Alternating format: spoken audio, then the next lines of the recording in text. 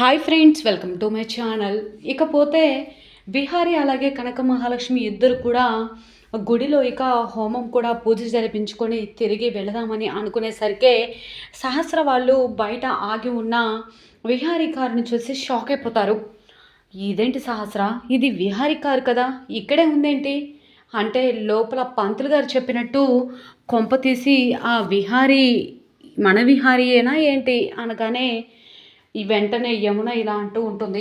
అయ్యో అంబిక, అలా ఎందుకు అనుకుంటారు అని అంటూ ఉంటే మరి ఎలా అనుకోమంటావు?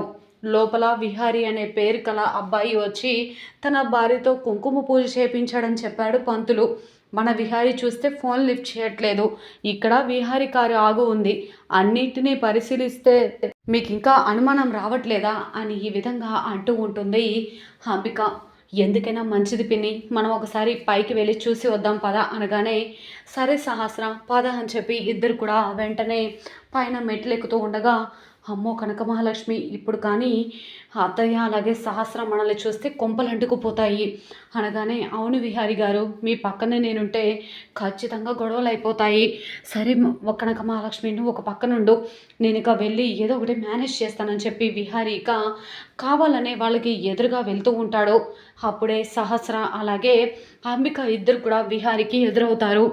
సహస్ర అని కావాలనే పిలుస్తాడు.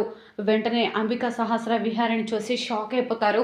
మరి నిజంగా సహస్ర అలాగే విహారి ఇద్దరు కూడా మధ్యలో మంచిగా మాట్లాడుకున్నప్పటికీ కూడా అంబిక లేనిపోని డౌట్లతో సహస్రిని అలాగే విహారికి మధ్య గొడవ పెట్టాలని చూస్తుందా?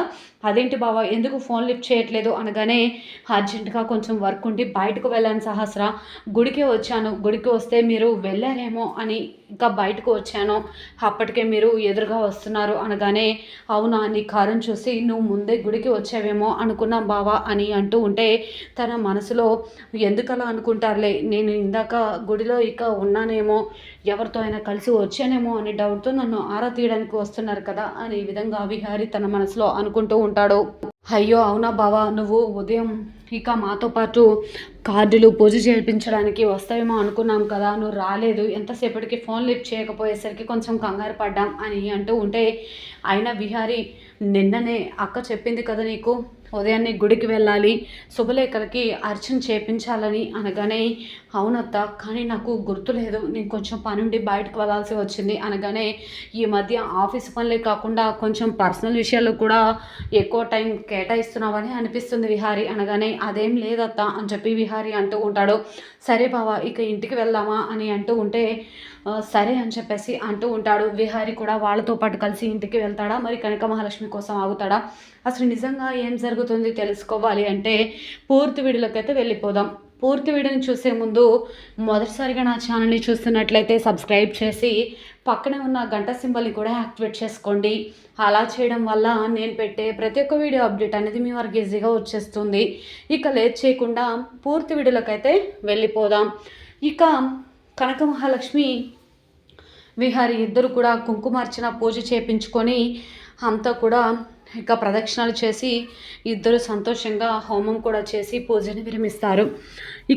మీరు అనుకున్న పూజ అయిపోయిందమ్మా, నిశ్చింతగా ఉండొచ్చు, మీరు అనుకున్న కోరిక ఖచ్చితంగా నెరవేరుతుంది అని ఈ విధంగా పంతులు గారు అనడంతో సరే పంతులు గారు అని అంటూ ఉంటారు. విహారీ వెంటనే పంతులు గారికి అర్చన అలాగే హోమం అన్నీ కూడా జరిపించినందుకు డబ్బులు కూడా ఇస్తాడు. విహారీ కనక మహాలక్ష్మి చాలా కంగారు పడిపోతూ ఉంటారు. ఇంట్లో వాళ్ళు ఎక్కడ వాళ్ళని చూస్తారేమో అని చెప్పి కనక మహాలక్ష్మి కంగారు పడినట్లుగానే విహారీ ఈ విధంగా అంటూ ఉంటాడు. అవును కనక మహాలక్ష్మి, నాకు కూడా చాలా కంగారుగా ఉంది అని అంటూ ఉండగా అందరు కూడా బయలుదేరి వెళ్తారు కదా, బయట ఆగి ఉన్న కారుని చూస్తారు. అంబిక ఈ ట్రా సహస్ర అనగానే ఏంటి పిన్ని అని అడుగుతూ ఉంటుంది. ఇక్కడ ఆగి ఉన్న కారు మన విహారీ కారే కదా అనగానే అవును పిన్ని, ఇది విహారీ బావ కారే, ఆయన ఇక్కడెందుకు ఉంది, విహారీ బావ కూడా గుడికి వచ్చాడా ఏంటి అనగానే ఓసి పిచ్చి సహస్రానికి ఇంకా అర్థం కాలేదా, మన విహారీ గుడికి రావడమే కాదు, పైన ఎవరితోనో కలిసి కుంకుమార్చన పూజలు కూడా జరిపిస్తున్నాడు, హోమాలు కూడా చేస్తున్నాడు, ఆ పంతులు గారు చెప్పారు కదా ఇందాక అని ఏ విధంగా అనగానే అయ్యో సహస్ర, అంబిక ఎందుకు అలా మాట్లాడుతున్నారు, మన విహారీ పేరు ఉన్నంత మాత్రాన ఇక అందరు విహారీలు మన విహారీ అయిపోతాడా ఏంటి? అలాగే తన భార్యతో కలిసి వచ్చాడని పంతులు గారు చెప్పినప్పుడు మన విహారీకి కూడా పెళ్ళైపోయిందా ఏంటి అనగానే, అయ్యో పిన్ని మేము అలా అనట్లేదు అని చెప్పి అంటూ ఉంటే, మరి ఇంకెలా అంటున్నావు సహస్ర? అయినా నువ్వు చదువుకున్నావు, కొంచెం కూడా మేనర్స్ లేకుండా ఎందుకు ఇలా ఆలోచిస్తున్నావో అర్థం కావట్లేదు. అయినా నీకు చెప్తున్నాను కదా, మన విహారీ ఎలాంటి వాడో నీకు తెలియదా? అయినా యమున వదిన ముందే విహారిని అందరం అలా తప్పు పట్టడం ఏమైనా బాగుంటుందా? వదిన మనసు నొచ్చుకుంటుంది అనగానే వెంటనే ఈ విధంగా అంటూ ఉంటుంది యమున, నా కొడుకు తప్పు చేయడు, నాకు ప్రతి విషయము చెప్తాడు, వాడు ఏదో పని ఉండి బయటకు వెళ్ళినట్టున్నాడు, లేకపోతే ఖచ్చితంగా ఎక్కడికి వెళ్ళాడో చెప్తాడు అని ఈ విధంగా అంటూ ఉండగా, ఏమో నీ కొడుకు అన్ని విషయాలు నీకు చెప్పి చేస్తాడన్న గ్యారంటీ ఏముందిలే అని ఈ విధంగా అనరాని మాటలు అంటూ ఉంటారు. ఏది ఏమైనా సరే విహారీ ఇక గుడికి వచ్చి ఈరోజు శుభలేఖలతో పూజ జరిపిద్దామని చెప్తే ఫోన్ ఎత్తకుండా ఉన్నాడు కదా, అదే నీ కొడుకు చేసే గర్వకం అనే నిర్వాహకం అని అంటూ ఉంటుంది. ఏం మాట్లాడాలో అర్థం కాక యమున అలానే ఉంటుంది. ప్రతి విషయానికి, చిన్నదానికి పెద్దదానికి, ప్రతి ఒక్కదానికి కూడా సహస్ర అలాగే అంబిక వాళ్ళు యమునని ఎత్తు పొడుస్తూ ఉంటారు. ఆ విషయం తెలియక పాపం విహారీ తన తల్లిని అందరూ కూడా సరిగా అర్థం చేసుకుంటున్నారని, మంచి కుటుంబంలోనికి అల్లుడుగా వెళుతున్నానని, రెండు కుటుంబాలని కలుపుతున్నానని అనుకుంటున్నాడు. కానీ అసలు విషయం ఏంటంటే యమున అంటే తనకి భర్త లేకపోవడం వల్ల ప్రతి విషయంలో కూడా జోక్యం చేసుకోవడం, తన అన్నయ్యను పొట్ట పెట్టుకుందని పద్మాక్షి ఊరికే తనని ఆడిపోసుకోవడం ఇదంతా కూడా జరుగుతూ ఉంటుంది కదా. సహస్ర కూడా పెళ్ళయ్యే వరకే, పెళ్ళైతే యమున అత్తని ఒక మూలను కూర్చోబెడతాను మమ్మీ అని చెప్పి అనడం ఇదంతా కూడా జరుగుతూ ఉంటుంది.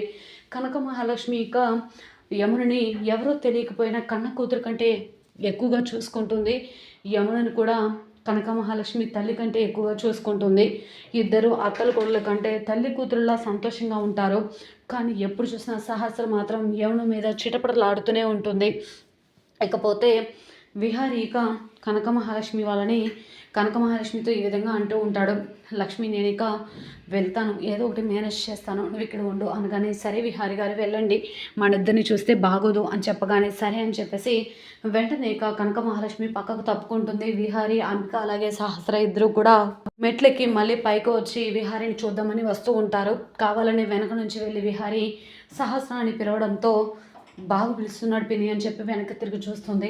వెంటనే ఇక నువ్వేంటి బావ ఇక్కడ, ఎన్నిసార్లు ఫోన్ చేస్తున్నా లిఫ్ట్ చేయట్లేదు, నీ కార్ ఏంటి ఇక్కడే ఉంది అనగానే, మరి గుడికి వస్తే కార్ లేకుండా ఉంటుందా, మీరు గుడికి వచ్చారు కదా, నేను నాకు ఇంపార్టెంట్ పని ఉంటే చూసుకొని గుడికి వచ్చేసాను అనగానే ఒక్కసారిగా సహస్ర అంబిక షాక్ అయిపోతారు. బాగా మేనేజ్ చేస్తున్నావు విహారీ, ఇవాళ కాకపోతే రేపైనా దొరుకుతావు కదా అని అన్నట్లుగా ఈ విధంగా అనుకుంటూ ఉంటారు.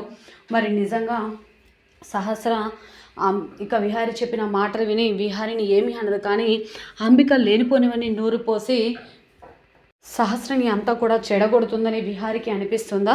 మరి నిజంగా విహారీ అలాగే కనక మహాలక్ష్మి ఇద్దరు కూడా కుంకుమ పూజ జరిపించారని ఎలా బయటపడబోతుంది?